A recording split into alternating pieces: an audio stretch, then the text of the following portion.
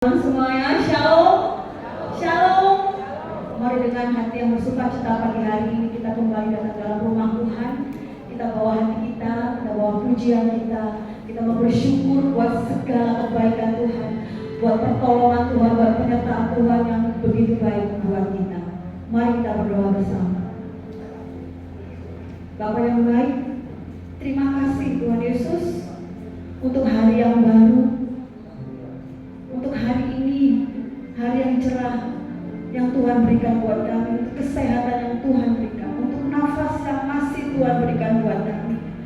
Terima kasih Tuhan, kami mengucap syukur buat segala kebaikan dan kasih setia Tuhan buat kami.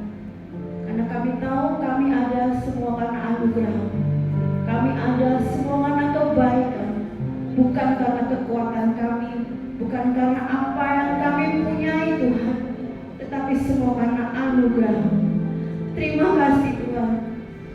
Saat ini kami mau bersyukur, kami mau datang di dalam hadirat-Mu, membawa pujian, doa, sorak-sorai kami, mempersembahkan yang terbaik bagi Engkau Tuhan.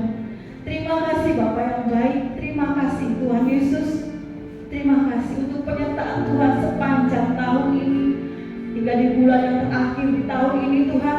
Sungguh penyertaan-Mu sempurna buat kami, penyertaan-Mu luar biasa buat kami. Banyak hal yang telah kami lalui, yang telah kami lewati, tetapi kami percaya Tuhan, tangan-Mu selalu memegang tangan kami. Terima kasih untuk kebaikan-Mu sepanjang tahun ini Tuhan. Terima kasih Bapa, terima kasih Tuhan Yesus. Apapun yang kami hadapi saat ini, kami percayakan Tuhan di dalam tangan kuasa-Mu. Kami percaya Engkau yang memegang kehidupan kami, Engkau yang menopang kami Tuhan. Karena kami adalah biji mata Tuhan, kami berharga di hadapan-Mu Tuhan. Terima kasih Tuhan Yesus, terima kasih Bapa. Terima kasih buat hari ini. Kami serahkan ibadah kami dari awal hingga akhirnya Tuhan, di dalam pimpinan kuat kuasa Roh Kudus.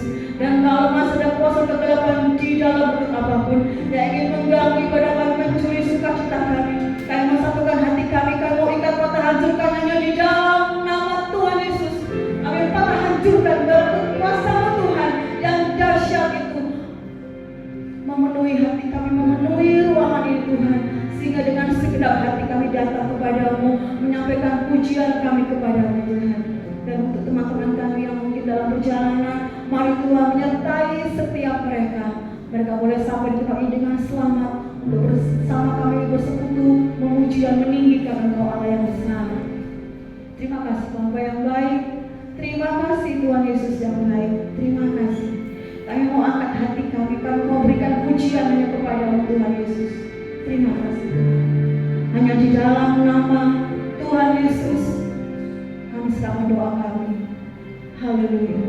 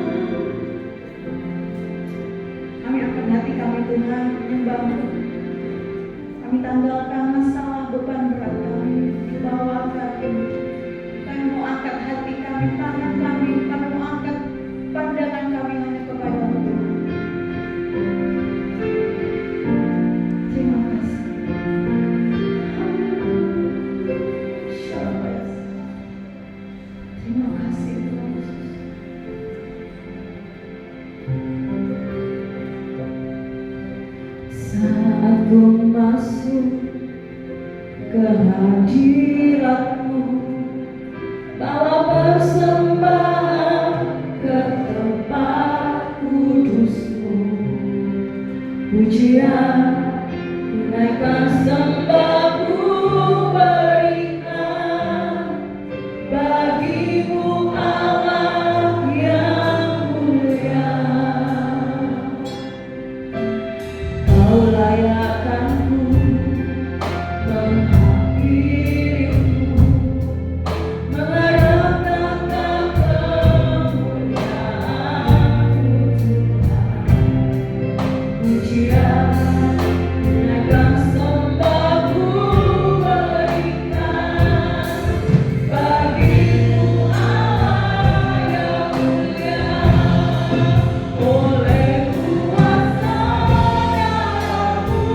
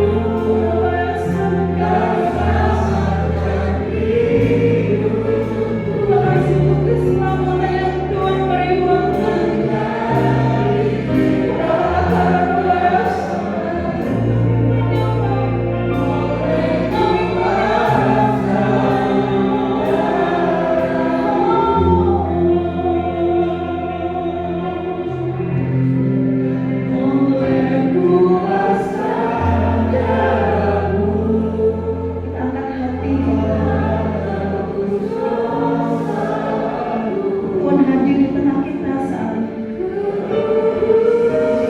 Tuhan melihat setiap isi hati kita pagi hari ini. Apakah kita sungguh mengasihi Tuhan?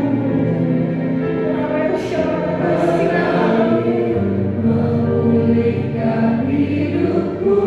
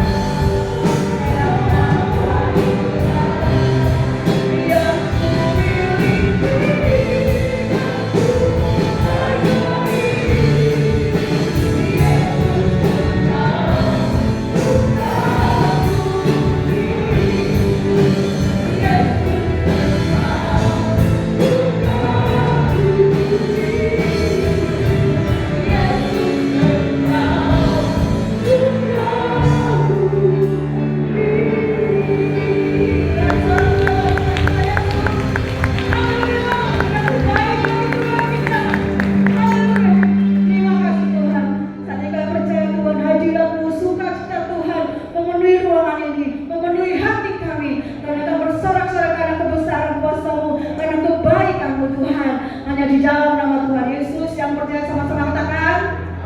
Berikan tepuk tangan kalian bagi Allah yang bahagia. Haleluya.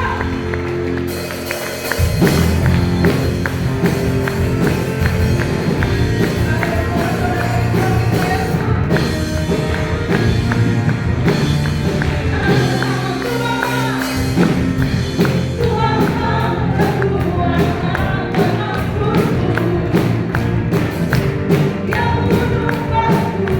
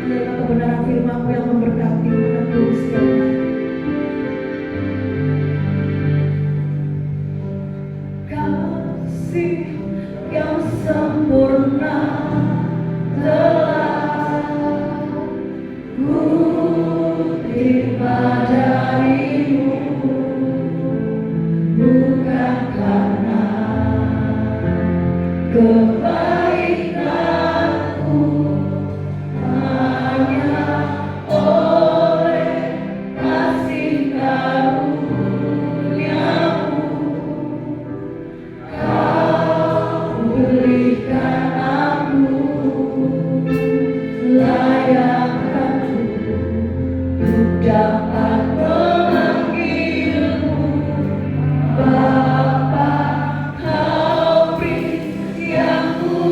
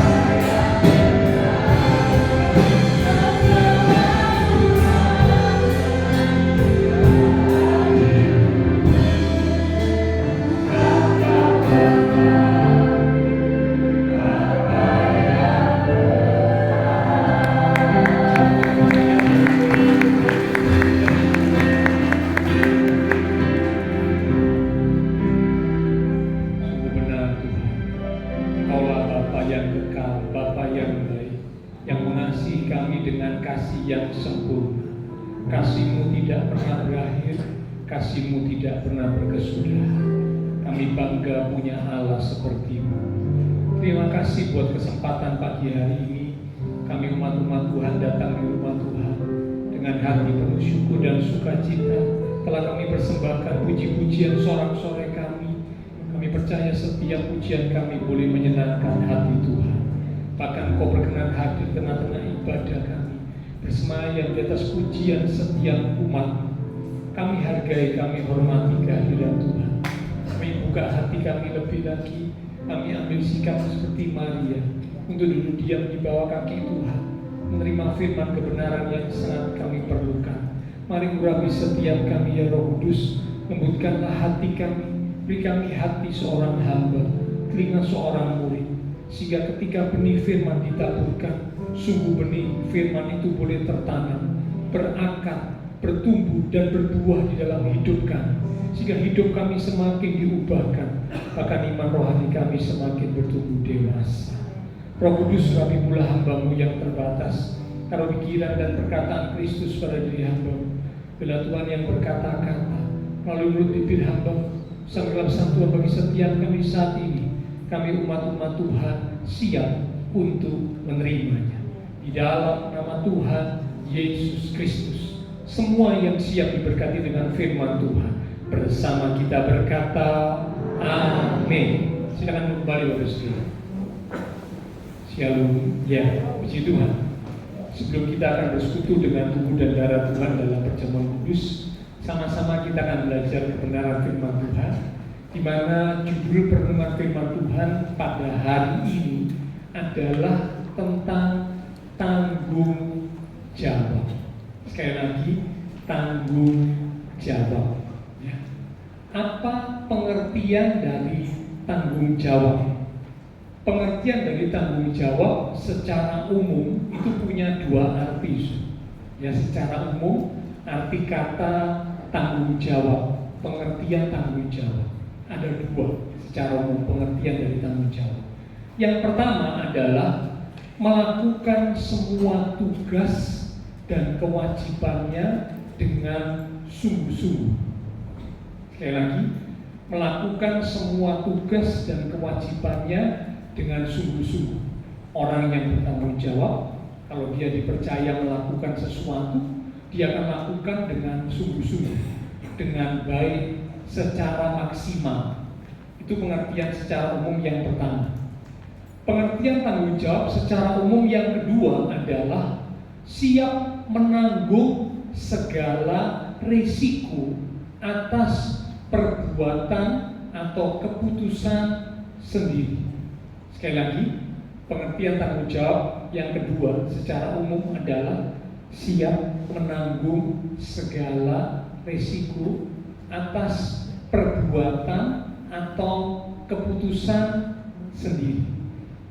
Orang yang tanggung jawab, dia siap menanggung risiko.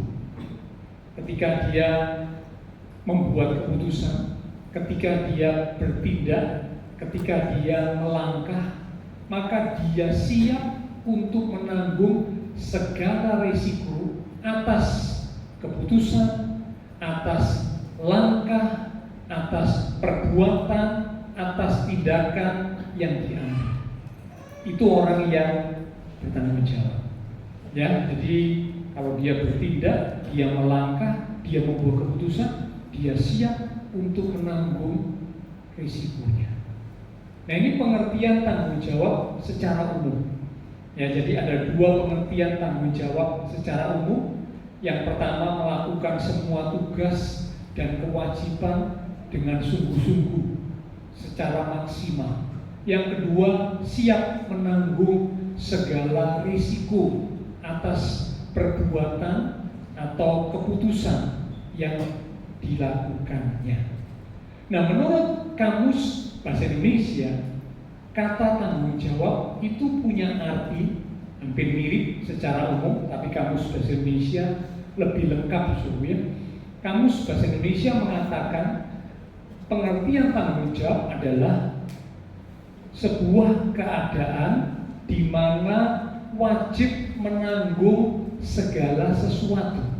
Jadi keadaan di mana wajib menanggung segala sesuatu. Artinya kewajiban menanggung dan memikul jawab atau memberikan jawab dan menanggung akibatnya. Saya ulang saudara ya. Jadi menurut Kamus Bahasa Indonesia, tanggung jawab itu berarti keadaan di mana wajib menanggung segala sesuatu. Maksudnya kewajiban menanggung dan memikul jawab atau memberikan jawab dan menanggung akibatnya. Diibaratkan tanggung jawab itu seperti sepatu kiri dan sepatu kanan. Orang kalau menggunakan sepatu, tidak ada orang yang menggunakan sepatu hanya satu sisi, tidak ada. Kecuali mungkin kaki sakit, kakinya cedera. Nah itu mungkin terpaksa menggunakan sepatu satu sisi. Kaki yang cedera mungkin menggunakan sandal. Ya. Tetapi secara umum pasti setiap orang ketika menggunakan sepatu, dia akan menggunakan sepatu itu dua sisi.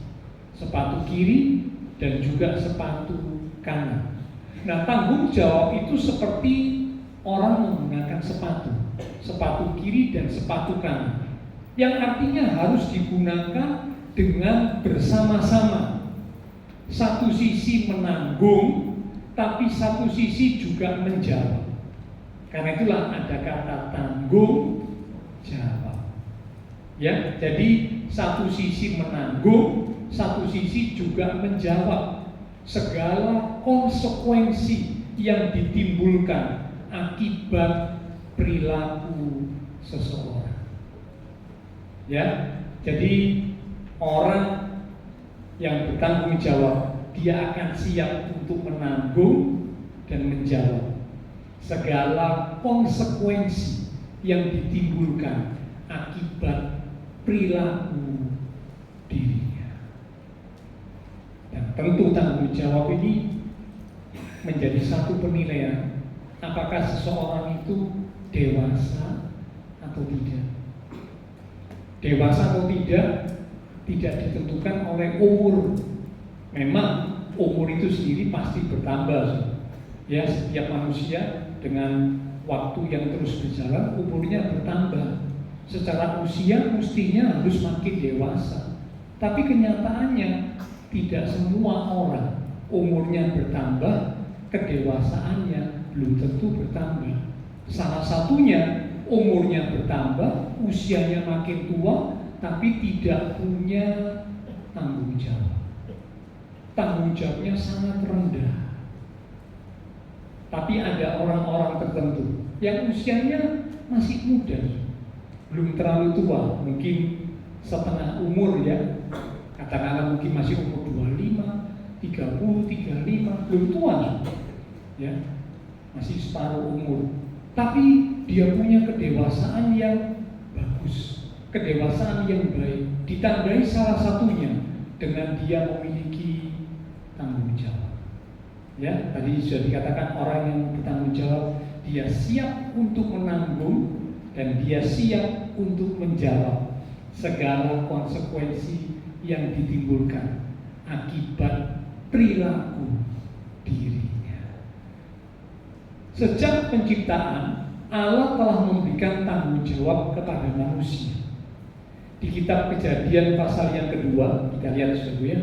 Kejadian pasal yang kedua di ayat yang ke-15. Kejadian pasal yang kedua di ayat yang ke-15, lalu lompat di ayat yang ke-19 sampai dengan ayat yang ke-20. Kejadian 2 ayat yang ke-15 mulai. Demikian firman Tuhan. Tuhan Allah mengambil manusia itu, yaitu Adam, dan menempatkannya dalam Taman Eden, taman yang diciptakan oleh Tuhan. Jadi manusia ditempatkan di Taman Eden untuk mengusahakan dan memelihara taman itu. Ada kata mengusahakan dan memelihara Taman Eden. Lompat ayat 19. Lalu Tuhan Allah membentuk dari tanah segala binatang hutan dan segala burung di udara. Dibawanyalah semuanya kepada manusia itu untuk melihat bagaimana ia menamainya. Dan seperti nama yang diberikan manusia itu kepada tiap-tiap makhluk yang hidup, demikianlah nanti nama makhluk itu. 20. Manusia itu memberi nama kepada segala ternak, kepada burung-burung di udara, dan kepada segala binatang hutan. Tetapi baginya sendiri ia tidak menjumpai penolong yang sepada dengan dia. Jadi kalau kita perhatikan di Kejadian pasal yang kedua, ini perikop yang menceritakan tentang Allah menciptakan ya langit, bumi dan isinya, termasuk manusia. Nah, ternyata semenjak penciptaan Allah telah memberikan tanggung jawab kepada manusia untuk mengerjakan tanah, mengolah tanah, memelihara taman, ya, lalu kemudian juga memberi nama kepada binatang-binatang yang ada di Taman Eden. Ini sebuah tanggung jawab yang Allah berikan kepada manusia yang pertama, yaitu Adam, sesudah Allah menciptakan manusia. Jadi tanggung jawab itu adalah sebuah kodrat dasar yang dimiliki oleh manusia semenjak ia diciptakan. Ya, jadi tanggung jawab itu bukanlah sesuatu yang muncul tiba-tiba, enggak. Ternyata Alkitab mencatat semenjak manusia diciptakan, Allah sudah memberi tanggung jawab kepada manusia, mengelola taman, mengolah tanah, yang memberi nama binatang-binatang. Ini tanggung jawab. Jadi manusia diciptakan dengan kodrat dasar untuk bertanggung jawab. Jadi kalau ada seorang manusia kurang bertanggung jawab atau bahkan tidak bertanggung jawab, maka itu berarti sudah melawan kodrat sesuai dengan Allah menciptakan manusia diberi tanggung jawab. Kodrat itu dilanggar, kodrat itu dilawan, menjadi seorang yang kurang bertanggung jawab atau bahkan tidak bertanggung jawab. Ya, jadi Bapak Ibu Saudara, ternyata tanggung jawab itu sudah dimiliki oleh manusia semenjak Allah menciptakan manusia. Nah, di kitab yang lain juga dicatat bahwa ternyata setiap manusia itu harus memberikan pertanggungjawaban jawab kepada Tuhan yang menciptakan manusia. Mari kita lihat ya, 1 Petrus pasal 4 di ayat yang ke-5. 1 Petrus pasal 4 di ayat yang ke-5. Demikian firman Tuhan. Tetapi mereka di sini bicara tentang manusia, setiap manusia harus memberi pertanggungan jawab. Dengan kata lain, harus bertanggung jawab kepada Dia, kepada Tuhan yang telah siap sedia menghakimi orang yang hidup dan yang mati. Ayat ini berkata harus memberi pertanggungan jawab. Harus itu berarti tidak bisa ditawar, tidak bisa ditolak, wajib. Satu ayat lagi, Roma 14 ayat yang ke-12. Roma pasal 14 di ayat yang ke-12. Demikianlah setiap orang di antara kita akan memberi pertanggungan jawab tentang dirinya sendiri kepada Allah. Sekali lagi, demikianlah setiap orang. Jadi tidak ada perkecualian, Saudara ya. Semua orang, setiap orang di antara kita akan memberi pertanggungan jawab tentang dirinya sendiri kepada Allah. Jadi dari dua ayat ini kita dimantapkan bahwa ternyata ketika Allah menciptakan manusia, Allah memberi tanggung jawab kepada manusia. secara kodrat manusia adalah manusia yang harus bertanggung jawab, belajar untuk bertanggung jawab.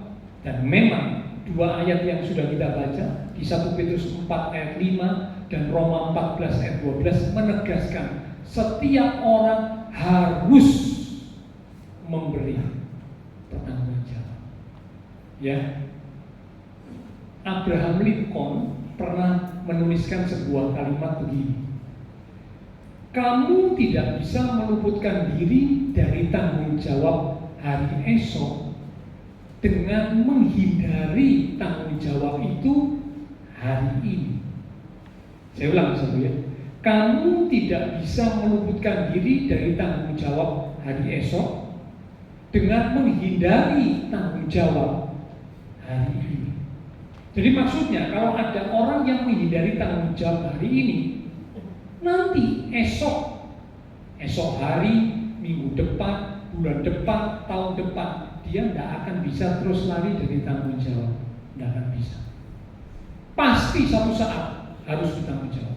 Pasti satu saat akan diminta pertanggung jawab. Itu pasti, tidak bisa lari. Jadi kadang ada orang yang berusaha lari dari tanggung jawab sebenarnya dengan berbagai macam cara, ya, mungkin sembunyi, mungkin berdalih dan sebagainya, sebenarnya dia menganggap saya bisa menghindar, saya bisa lari dari tanggung jawab. Mungkin tuh hari ini kelihatannya bisa lari, bisa menghindar dari tanggung jawab. Tapi Abraham Lincoln berkata, tidak akan bisa luput dari tanggung jawab di hari esok. Tidak akan bisa. Tidak akan bisa. Paling tidak nanti kalau mati harus menghadap kursi pengadilan Allah untuk diminta pertanggung jawab.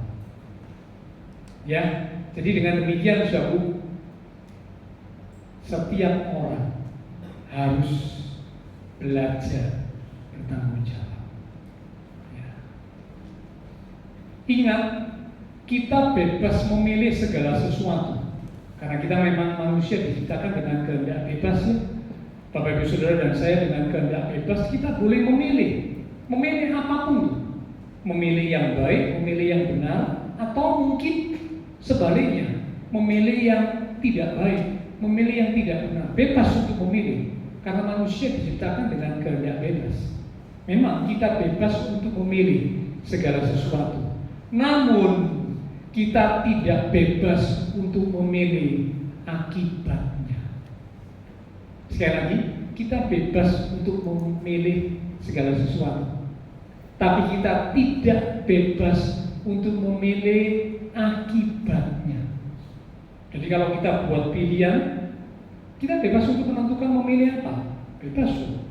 Tetapi kita tidak bebas untuk memilih akibatnya. Risikonya tidak bebas. Kalau kita milih yang baik, kita dapat akibat risiko yang baik juga. Tapi kalau kita memilih yang tidak baik, memilih yang tidak benar, kita akan mendapat akibat atau risiko yang tidak baik, yang tidak benar juga. Tidak bisa ya, saya memilih yang tidak baik, tapi saya mau dapat risiko yang baik. Oh, tidak bisa. Tidak bisa juga. Karena kita berkata siapa yang menabur, dia akan menuai. Itu namanya tabur tuai. Orang di luar sana mengenal juga yang namanya hukum karma, katanya begitu. Tapi dalam Alkitab disebutkan bukan karma, tapi tabur tuai. Yang nabur dia akan menuai. Nah, kalau naburnya memilih yang baik, dia akan menuai dengan mendapat risiko atau akibat yang baik. Tapi kalau naburnya yang tidak baik, dia akan menuai dengan mendapat risiko atau akibat yang tidak baik. Nah, kalau terima risiko atau akibat tidak baik, jangan menyalahkan Tuhan, jangan menyalahkan orang lain, jangan menyalahkan keadaan. Yang perlu disalahkan siapa, saudara? Diri sendiri.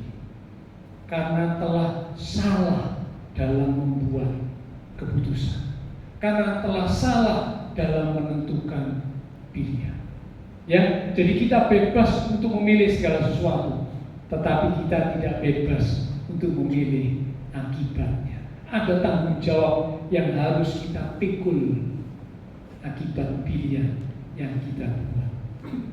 Nah, karena itu mari kita menjadi orang yang berhikmat. Ya, ketika kita akan melakukan segala sesuatu, kita berpikir, kita menimbang, ya, kita berdoa, kita minta petunjuk Tuhan. Maaf, jangan sembarangan, jangan asal-asalan, jangan gegabah, atau bahkan maaf, jangan ngawur. Oh, enggak apa-apa, wis sikat aja, begini aja, sikat aja, enggak apa-apa. Ingat, yang menganggur akan menuai. Ya, kalau kita merasa bebas mengambil keputusan, lalu mengambil keputusan sembarangan, ada tuaian yang menanti kita. Ya, ada risiko, ada tanggung jawab yang harus kita hadapi. Ya, jadilah berhikmat sehingga dalam melakukan segala sesuatu kita tidak gegabah, kita tidak sembarangan, kita tidak asal-asalan. Bahkan satu kata-kata bijak berkata, jangan biarkan kebodohan menguasai kita sehingga ada tanggung jawab negatif yang harus kita pikul. Ya, jadi kata-kata bijak itu berkata, jangan biarkan kebodohan menguasai kita. Jadi kalau ada orang mengizinkan kebodohan menguasai dirinya, lalu dia buat keputusan sembarangan, asal-asalan, nah, ingat ada tanggung jawab negatif yang akan dipikul, yang akan diterima. Oke, nah jadi Bapak Saudara, sampai sini kita sudah tahu bahwa ternyata setiap kita manusia harus bertanggung jawab. Tidak bisa lari. Kalau mungkin hari ini kita menganggap bisa lari dari tanggung jawab, bisa menghindar dari tanggung jawab, itu cuma hari ini juga. Tapi esok tidak bisa kita terus lari dari tanggung jawab. Tidak bisa. Satu saat setiap orang harus memberi pertanggungan jawab. Nah, bicara tentang tanggung jawab, seseorang akan dapat bertanggung jawab kalau dia memiliki 3 hal. Ya. Seseorang akan dapat menjadi pribadi yang bertanggung jawab kalau dia memiliki 3 hal. Apakah 3 hal ini? Kalau kita belajar dari kisah hamba-hamba yang dipercaya oleh Tuhan dalam Matius pasal 25 itu, ada hamba yang dipercaya 5 talenta, ada hamba yang dipercaya 2 talenta, ada hamba yang dipercaya 1 talenta. Masing-masing dipercaya sesuai dengan kesanggupannya, sesuai dengan kemampuannya. Lalu setelah diberi kepercayaan sesuai dengan kesanggupan, Tuhan itu pergi. Hamba yang dipercaya 5 talenta, dia menjalankan, mengembangkan talenta itu dengan baik, secara maksimal. Demikian juga hamba yang dipercaya 2 talenta. Tetapi hamba yang dipercaya 1 talenta, dia tidak mengembangkan, dia tidak menjalankan dengan baik. Disimpan, dipendam. Ketika tuannya pulang, tuannya meminta laporan pertanggungan jawab. Hamba yang dipercaya 5, hamba yang dipercaya 2 talenta bisa memberikan laporan dengan baik. Mereka berkata, Tuhan telah mempercayakan kepada kami 5 talenta. Tuhan telah mempercayakan kepada kami 2 talenta. Kami telah mengembangkan. Yang 5 beroleh laba, sehingga sekarang talentanya jadi 10. Yang 2 beroleh laba, sehingga sekarang talentanya jadi 4.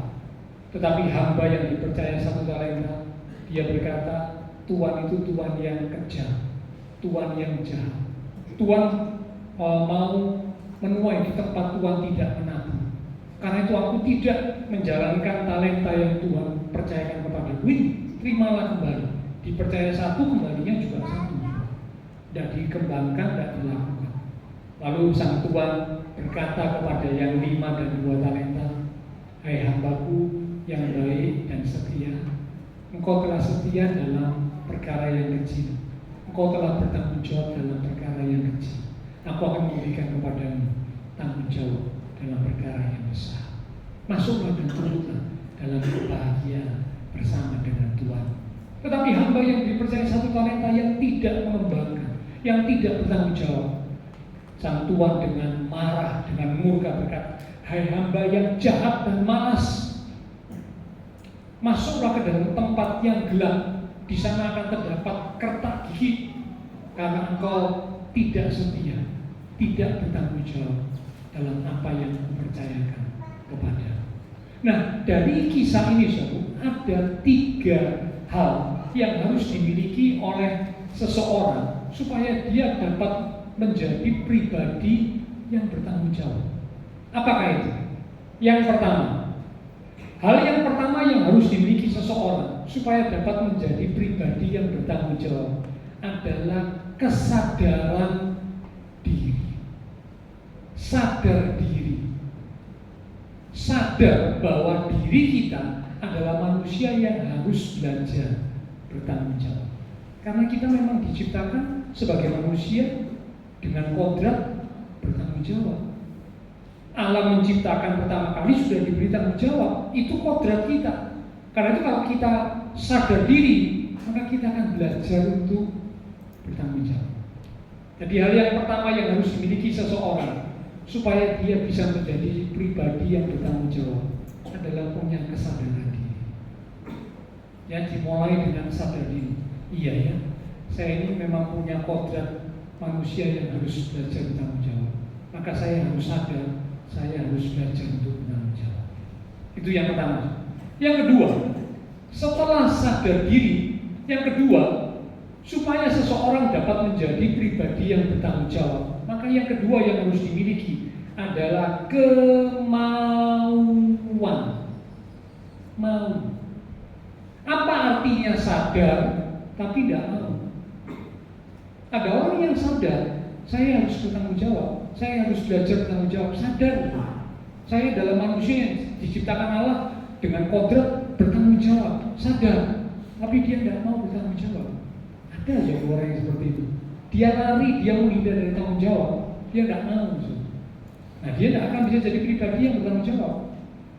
Ya, jadi kalau yang pertama kesadaran diri, sadar bahwa dirinya adalah pribadi yang harus belajar bertanggung jawab. Yang kedua, mau, kemauan untuk belajar bertanggung jawab. Yang ketiga, supaya seseorang dapat menjadi pribadi yang bertanggung jawab, yang ketiga adalah kemampuan. Mampu. Tadi hamba yang dipercaya 5, ataupun yang dipercaya 2 talenta, ataupun yang dipercaya 1 talenta, Alkitab berkata mereka dipercaya sesuai dengan kesanggupannya, sesuai dengan kemampuannya. Jadi Tuhan mempercayakan setiap manusia itu tidak sama, kapasitas setiap orang itu tidak sama. Masing-masing punya ukuran, masing-masing punya takaran, masing-masing punya kesanggupan yang berbeda. Itulah sebabnya ada yang 5, ada yang 2, ada yang 1, beda. Tapi yang pasti setiap orang diberi kepercayaan. Ya, jadi jangan pernah mempersoalkan jumlahnya, lalu jadi iri ya. Wah, saya iri dengan yang dipercaya 5 talenta, lalu marah, lalu berontak kepada Tuhan. Saya kok cuma 1, orang itu kok 5, ngamuk, berontak kepada Tuhan karena merasa iri. Jangan. Tuhan tahu kesanggupan kita. Ya. Nah, lebih baik dipercaya berapapun tidak masalah. Yang penting kita sanggup untuk bertanggung jawab. Kita sanggup untuk melakukan dengan maksimal. Itu yang penting. Ya. Jadi yang ketiga, hal yang penting untuk bisa membuat seseorang menjadi pribadi yang bertanggung jawab adalah kemampuan. Nah, karena itu semenjak dini orang tua harus mengajari anak-anak untuk belajar bertanggung jawab. Ajari ya, karena tanggung jawab itu tidak bisa tiba-tiba muncul langsung jadi orang tanggung jawab, tidak bisa. Itu mesti belajar. Mulainya dari kapan? Dari kecil, dari anak-anak. Kalau anak-anak bermain, habis bermain, anak-anak dilatih. Habis bermain, kamu kembalikan mainannya ya. Kamu tata rapi. Ini latihannya, Mungkin awal pertama kali belum bisa, tapi orang tua ngelatih terus supaya anak-anak belajar tanggung jawab. Sesudah menggunakan mainannya dirapikan, dikembalikan pada posisi yang semula. Itu latihan awal. Dilatih lagi. Nih kalau bangun dari tidur, ranjangnya dirapikan. Nah, ini latihan untuk bertanggung jawab. Ada orang tua bilang, oh enggak apa-apa, kan ada asisten rumah tangga yang merapikan. Salah. Orang tua yang bijak, dia harus melatih anak-anaknya semenjak dini. Salah satunya merapikan tempat tidur. Habis bangun tidur, tempat tidurnya dirapikan. Ini latihan, belajar bertanggung jawab. Ini contoh-contoh, saudara. Nah, orang tua mesti melatih anak-anak semenjak dini belajar bertanggung jawab. Kalau tidak dilatih, nanti sudah umur 20, kaset. Sulit, angel. Jadi pribadi yang bertanggung jawab sulit. Karena pada dari kecil tidak pernah dilatih. Orang tuanya cuek, orang tuanya sibuk dengan yang lain. Anak-anak tidak diajari, anak-anak tidak dinasehati, anak-anak tidak dilatih. Orang tua ikut ambil salah. Ya karena itu jadi orang tua tidak gampang. Ya. Melahirkan saja sudah sulit, apalagi membesarkan, menjaga, merawat, mendidik jauh lebih sulit daripada melahirkan. Karena kita punya tanggung jawab sebagai orang tua, melahirkan generasi ilahi. Generasi ilahi salah satunya adalah generasi yang bertanggung jawab. Ya, kalau generasi yang tidak bertanggung jawab itu bukan generasi ilahi, karena Tuhan menciptakan manusia untuk belajar bertanggung jawab. Ya, jadi ayo para orang tua, saya ajak, saya himbau, saya dorong, saya motivasi, ajari anak-anak untuk belajar tanggung jawab. Mulai kapan? Mulai kecil. Jangan bilang, oh nanti aja sudah besar. Sudah besar, kaset, angel, alot, seperti tanaman bonsai. Kalau sudah besar, ya mau ditekuk-tekuk, aduh, patah semua bonsai. Tapi kalau bonsai itu masih kecil, dibentuk, diarahkan, bisa. Karena masih kecil. Ya, demikian juga seorang anak semenjak dini, ya, mungkin balita sudah mulai diajari tentang tanggung jawab. Tapi tentunya tanggung jawab dalam hal yang sederhana, saudara ya. Jangan sampai balita dikasih tanggung jawab. Nih, tak kasih tanggung jawab. Semua pintu rumah kamu periksa, sudah terkunci atau tidak? Wah, itu orang tua yang tidak ngerti, ya. Masih balita kok dikasih tanggung jawab yang besar, tidak bisa. Ya, tapi kasih belajar tanggung jawab yang kecil, tanggung jawab yang sederhana, latihan. Nanti makin lama makin meningkat, dan meningkat. Itu tugasnya orang tua, ya. Orang tua hanya bisa memberikan nasihat yang baik dan menempatkan anak-anaknya di jalan yang benar. Ini memang tugas orang tua, ya, memberi nasihat yang baik dan menempatkan anak-anak di jalan yang benar. Maksudnya ditempatkan di jalan yang seharusnya, jadi pribadi yang belajar bertanggung jawab. Tetapi pembentukan karakter seseorang ini maksudnya termasuk anak-anak, ujung-ujungnya bergantung kepada diri anak-anak sendiri. Sekali lagi, saudara, ya, orang tua hanya bisa memberi nasihat yang baik kepada anak-anak. Orang tua hanya bisa menempatkan anak-anak di jalan yang benar. Karena sudah diajari yang benar, lalu ditempatkan di jalan yang benar. Tetapi soal pembentukan karakter seseorang, ujung-ujungnya itu bergantung pada diri sendiri. Ya, jadi kalau orang tua sudah ngajari yang benar, ngasih nasihat yang benar, sudah menempatkan anak-anak di jalan yang benar, maka selanjutnya ketika anak-anak bertumbuh, ya usianya bertambah, semakin bertumbuh jadi remaja, jadi pemuda-pemudi. Nah, itu pembentukan karakter bergantung pada keputusan anak-anak sendiri.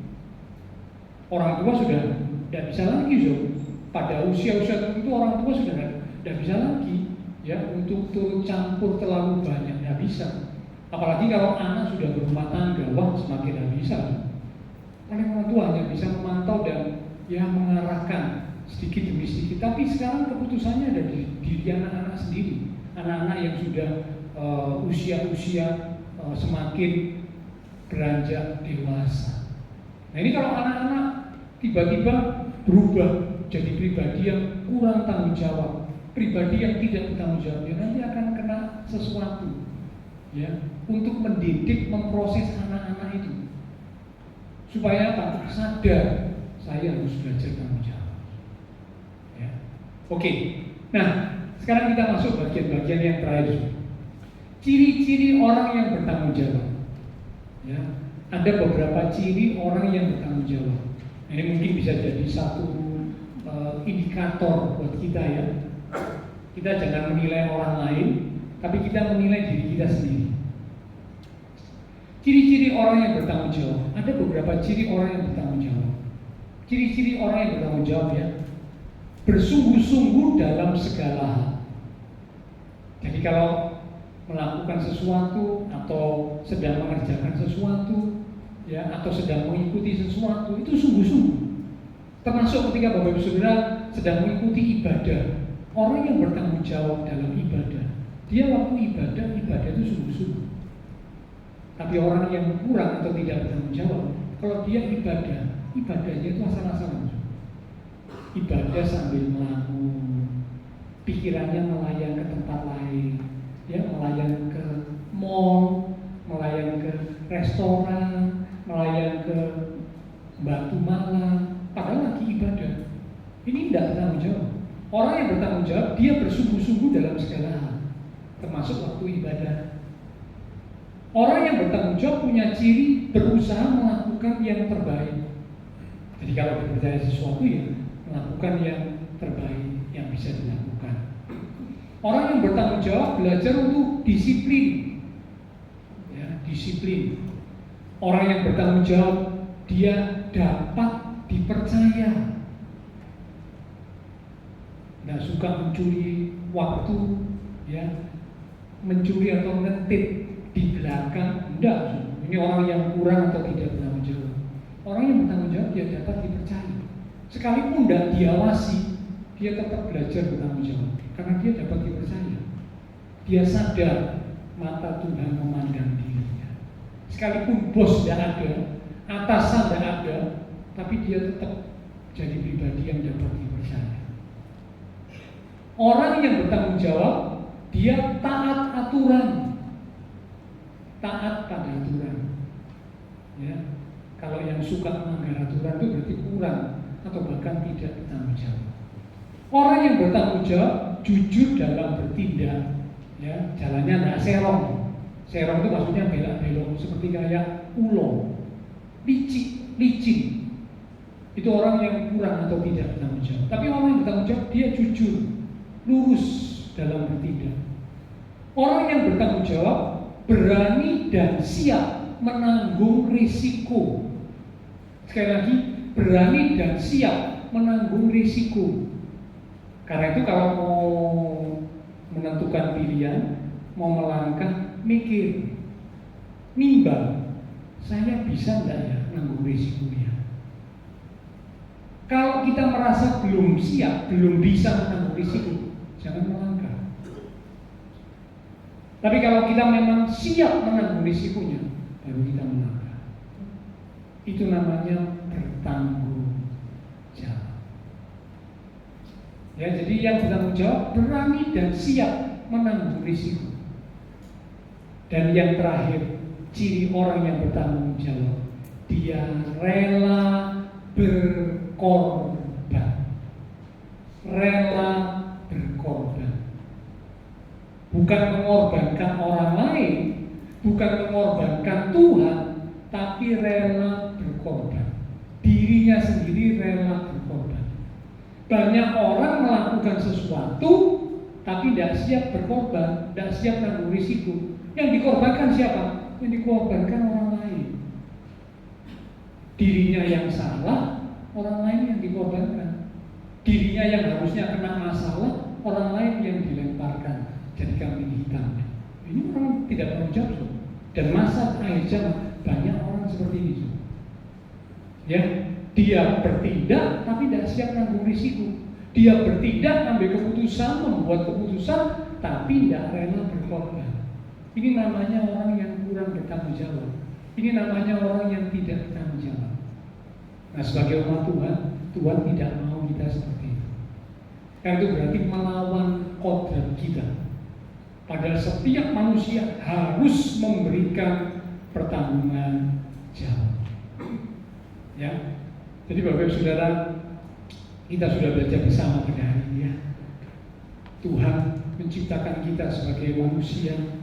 Sejak awal penciptaan, Tuhan sudah memberi tanggung jawab. Pertanda bahwa manusia diciptakan dengan kodrat untuk belajar bertanggung jawab. Jadi kalau ada seorang manusia yang tidak mau bertanggung jawab, berarti dia melawan kodratnya. Karena manusia diciptakan untuk bertanggung jawab. Nah, ciri-ciri tanggung jawab kita sudah belajar bersama. Mari kita mau ya belajar supaya untuk menjadi orang-orang yang bertanggung jawab. Kalau mungkin hari kemarin kita kurang bertanggung jawab, tidak apa-apa. Sekarang saatnya kita belajar. Lewat firman Tuhan, Tuhan ingatkan kita. Saya pun juga sedang belajar. Karena memang bertanggung jawab itu bukan hal yang mudah. Tetapi Tuhan mau kita belajar untuk bertanggung jawab. Meniru, meneladani Tuhan Yesus. Tuhan Yesus adalah pribadi yang sangat bertanggung jawab. Dibuktikan dengan apa? Tuhan berkorban di atas kayu salib. Untuk apa? Untuk menyelamatkan kita, manusia berdosa. Tuhan menanggung hukuman dosa manusia. Yang dosa manusia, yang salah manusia, yang nanggung dan yang jawab Tuhan Yesus di kayu salib. Wah, luar biasa. Ya, ini namanya sangat-sangat bertanggung jawab. Yang dosa manusia, tapi yang nanggung dan yang jawab itu Tuhan Yesus. Ini contoh pribadi yang sangat bertanggung jawab. Tuhan Yesus juga menjadi teladan dalam soal bertanggung jawab, dibuktikan dengan penyertaan Tuhan, pemeliharaan Tuhan atas kehidupan kita sebagai umat-umatnya. Tuhan sertai kita, Tuhan pelihara kita. Tuhan juga teladan dalam soal bertanggung jawab, dibuktikan dengan firman Tuhan yang pasti digenapi. Kalau Tuhan berfirman, kalau Tuhan berjanji, pasti digenapi. Ini pribadi yang bertanggung jawab. Nah, umat Tuhan ayo belajar. Ya, kalau ngomong dipikir dulu, jangan gampang janji, jangan so. Pengkhotbah berkata, tepatilah janjimu, tepatilah nasamu. Lebih baik engkau tidak bernasa daripada engkau bernasa tetapi tidak menepatinya. Hai orang-orang bodoh. Itu Pengkhotbah pasal 5 berkata demikian. Nah, Tuhan mau kita jadi orang yang tidak bodoh, orang yang bijak. Orang yang bijak kalau ngomong, kalau janji harus ditepati. Seperti teladan Tuhan Yesus. Tuhan berkata, Tuhan berjanji, Tuhan berucap, Tuhan berfirman. Firman-Nya pasti digenapi, pasti ditepati. Amin. Ya, firman Tuhan boleh jadi berkat untuk kita sekalian, mendorong ya dan juga mengarahkan kita supaya kita menjadi umat Tuhan yang belajar bertanggung jawab. Mari kita akan datang kepada Tuhan, pelayan mimbar dan pelayan berjamaah kudus. Silakan untuk maju ke depan. Kita bersiap untuk sebentar kita akan bersekutu dengan tubuh dan darah Tuhan dalam berjamaah kudus. Dapat satu pujian kita katakan, Kau telah buktikan cintamu padaku, Kau membayarku dengan hidupmu, ku bersyukur. Yang ada padaku semuanya milikmu, ku persembahkan seluruh hidupku di mestamu. Hanya Kau yang menjadi tempat jawaban, hanya Kau tempatku berharap. Berjalan bersamamu ku takkan goyah, sebab kasih-Mu tersedia bagi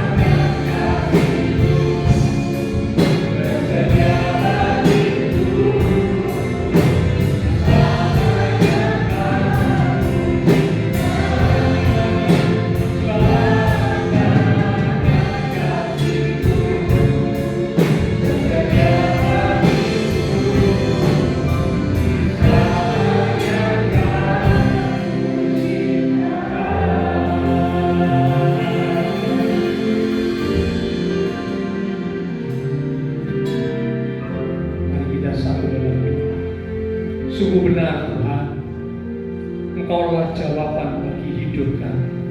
Sebab Engkau adalah pribadi yang bertanggung jawab. Engkau rela mati di atas kayu salib untuk menanggung hukuman dosa kami manusia. Engkau rela berkorban. Engkau siap untuk menanggung risiko, membayar harga demi menyelamatkan kami manusia berdosa. Sungguh Engkau adalah Allah yang bertanggung jawab. Karena Tuhan, biarlah kami umat-umat-Mu belajar untuk menjadi pribadi yang bertanggung jawab. Karena Engkau menciptakan kami manusia dengan kodrat semenjak diciptakan menjadi manusia yang bertanggung jawab. Karena itu kami mau introspeksi diri kami sebelum kami bersekutu dengan tubuh dan darah Tuhan. Jikalau ada dosa kesalahan yang sudah kami lakukan, termasuk mungkin kami kurang bertanggung jawab. Seringkali kami melemparkan tanggung jawab kepada orang lain. Kami menyalahkan orang lain, bahkan kami menyalahkan Tuhan. Padahal keputusan kami buat berdasarkan kehendak bebas kami. Ampuni kami Tuhan. Ternyata kami kurang bertanggung jawab, atau bahkan kami tidak bertanggung jawab. Kami melawan kodrat Tuhan menciptakan kami sebagai manusia yang harus bertanggung jawab. Ampuni kami Tuhan. Ampuni kami Tuhan. Biar lewat firman Tuhan pagi ini kami mau bangkit, kami mau belajar bersama-sama untuk bertanggung jawab. Kami sadar diri, kami punya kemauan, dan kami belajar untuk semakin mampu bertanggung jawab, sehingga kami boleh menjadi pribadi yang berkenan di hadapan Tuhan. Kami percaya ketika kami memohon pengampunan dengan sungguh-sungguh, Engkau Allah yang setia dan adil. Engkau berjanji untuk mengampuni kami dan menyucikan kami dari segala pelanggaran kami, sehingga sebentar kami dikuduskan, dilayakkan untuk kami boleh bersekutu dengan tubuh dan darah Tuhan yang kudus. Engkau memberkati, Engkau mengurapi setiap hamba-hamba-Mu yang akan melayani. Engkau memberkati roti dan anggur yang akan kami terima. Kami rindu melalui persekutuan dengan tubuh dan darah Tuhan pada pagi ini. Iman kami semakin diteguhkan, iman kami semakin dikuatkan, untuk kami boleh menjadi pribadi-pribadi yang semakin indah dan menyenangkan hati Tuhan. Terima kasih Tuhan. Dengan hati yang siap kami akan menerima tubuh dan darah Tuhan yang kudus. Dalam nama Tuhan Yesus Kristus kami sudah berdoa. Amin. Sementara tubuh dan darah Tuhan akan dibagikan oleh para pelayan Jemaat Kudus. Lewat satu pujian kita akan katakan, ada Yesus yang selalu peduli, ada Yesus yang selalu mengerti.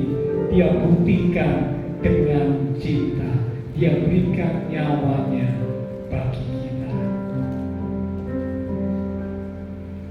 Ada Yesus yang selalu mengerti, ada Yesus yang selalu mengerti. Dia buktikan dengan cinta, Dia berikan nyawanya bagi kita. Katakan ada Yesus, ada Yesus yang selalu peduli, ada Yesus yang selalu mengerti. Dia buktikan dengan cinta, Dia berikan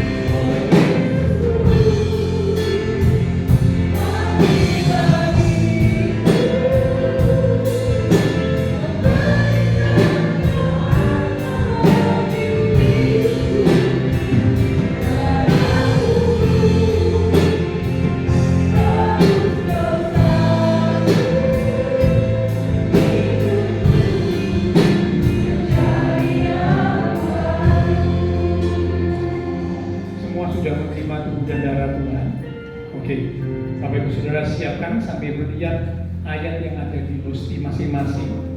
Kiranya ayat ini boleh jadi berkat buat kita sekalian, menghibur kita, menguatkan kita, menasihati kita, mengarahkan kita supaya kita tetap ada di jalan Tuhan, di jalan yang benar. Mari arahkan hati pikiran kita kepada Tuhan. Sekali lagi kita katakan, oh Yesus,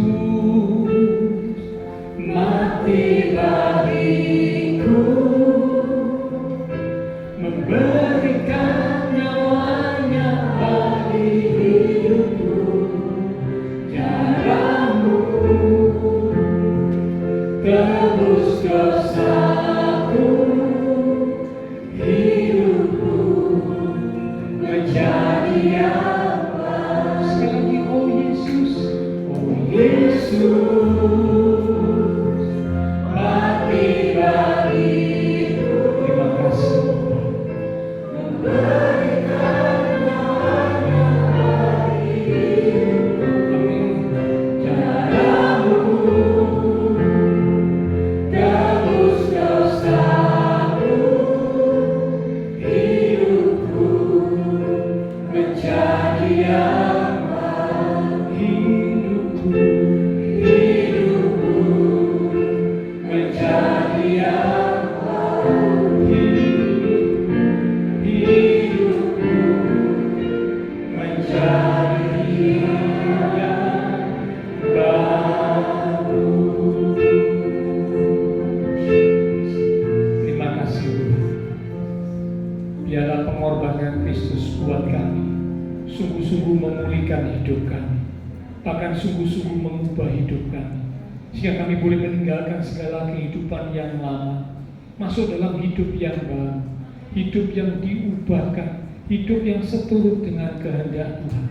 Salah satunya dengan kami belajar menjadi umat-umat Tuhan yang bertanggung jawab. Terima kasih Tuhan, terima kasih. Kami siap untuk bersekutu dengan tubuh dan darah Tuhan. Kami percaya kebenaran, kekudusan Tuhan telah melayakkan setiap kami.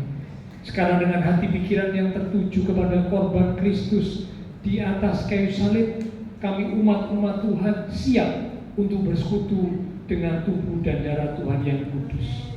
Mari Bapak, Ibu, Saudara kekasih-kasih Tuhan, kita angkat roti yang adalah tubuh Tuhan lebih tinggi dari kepala kita. Kita akan dengarkan firman Tuhan yang terambil dari 1 Korintus pasal yang ke-11 di ayat yang ke-23 mulai. Demikian firman Tuhan berkata, sebab apa yang telah kuteruskan kepadamu telah aku terima dari Tuhan, yaitu bahwa Tuhan Yesus pada malam waktu ia diserahkan mengambil roti, dan sesudah itu ia mengucap syukur atasnya, ia memecah-mecahkannya dan berkata, inilah tubuhku yang diserahkan bagi kamu. Perbuatlah ini menjadi peringatan akan aku. Saudara, roti yang telah dipecah-pecahkan dan sebentar kita akan makan bersama-sama. Bukankah ini adalah persekutuan dengan tubuh Kristus? Amin. Mari kita akan makan bersama-sama, katakan dengan iman, dalam nama Tuhan Yesus Kristus. Haleluya.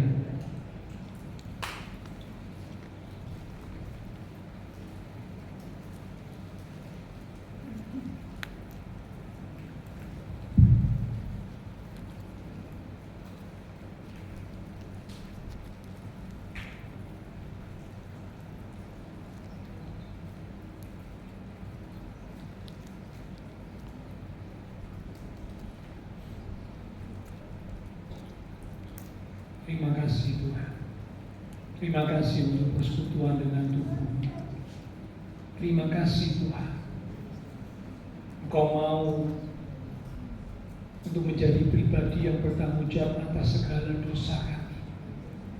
Terima kasih untuk karya salib-Mu yang ajaib, yang telah menyelamatkan kami. Sekarang mari kita angkat cawan lebih tinggi dari kepala kita. Kembali kita akan dengar firman Tuhan.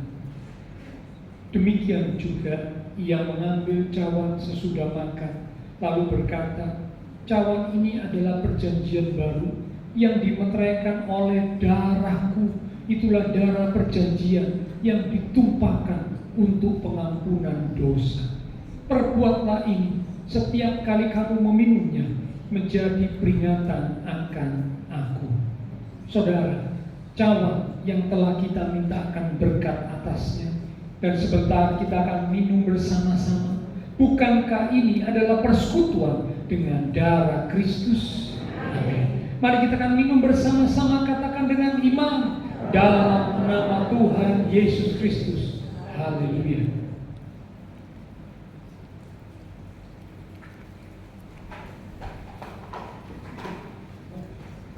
Mari naikkan syukur kepada Tuhan. Terima kasih Tuhan. Haleluya. Kami bersyukur. Haleluya. Terima kasih Tuhan. Haleluya.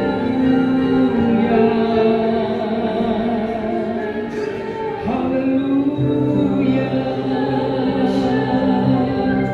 Sungguh kami bersyukur untuk pengampunan Tuhan. Kami bersyukur untuk kasih-Mu yang ajaib. Haleluya. Haleluya.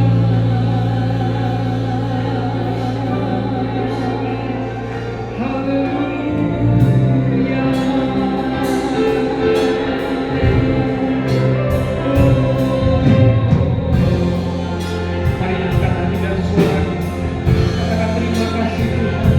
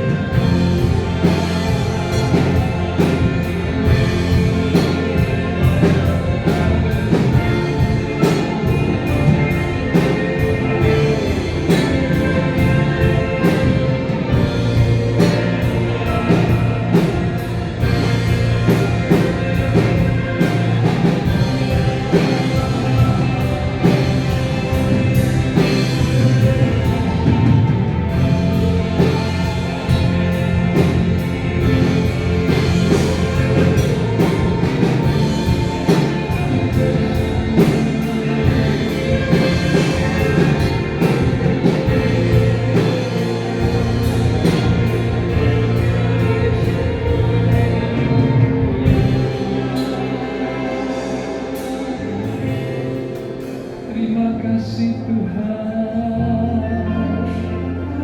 Terima kasih Tuhan. Terima kasih Tuhan untuk persekutuan dengan tubuh dan darah Tuhan pagi ini.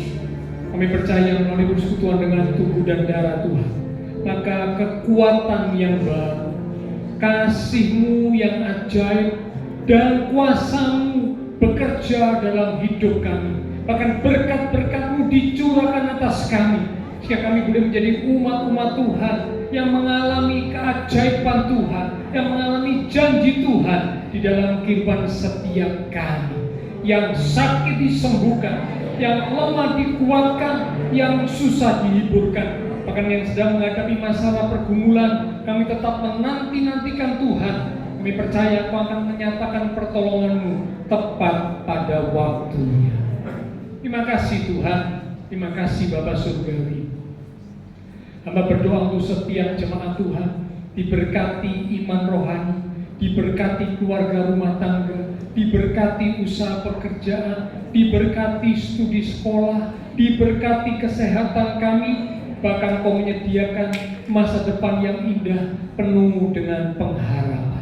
Terima kasih Tuhan Yesus, semua yang sudah melayani, persembahan yang dipersembahkan, apapun yang dilakukan setiap umat Tuhan, karena mengasihi Tuhan, Allah sumber segala berkat akan memberkati dan memakai hidup kami untuk kami boleh lebih lagi memuliakan Tuhan. Kami berdoa pula memberkati bangsa negara kami Indonesia, pemimpin-pemimpin bangsa kami, kota kami Surabaya, bahkan juga tetangga lingkungan sekitar gereja Tuhan. Memberkati setiap jemaat Tuhan yang berulang tahun sepanjang minggu ini. melalui pertambahan usia yang Tuhan beri, membawa kami semakin dekat Tuhan, semakin sungguh-sungguh di dalam Tuhan. Terima kasih Tuhan. Setelah selesai ibadah, kami akan berpisah satu dengan yang lain, kembali ke aktivitas kami. Biarlah segala berkat, anugerah, damai, sukacita yang melimpah dari Allah Bapa Surgawi, kasih Tuhan Yesus Kristus, dan persekutuan dengan kuasa Roh Kudus akan terus memimpin menuntun langkah kehidupan setiap kita. Itu terus menyertai kita sekalian mulai pagi ini sampai Maranatha, Tuhan Yesus datang kembali. Di dalam nama Tuhan Yesus Kristus, semua yang percaya diberkati Tuhan. Mari bersama dengan iman kita berkata, amin. Tuhan berkati kita sekalian.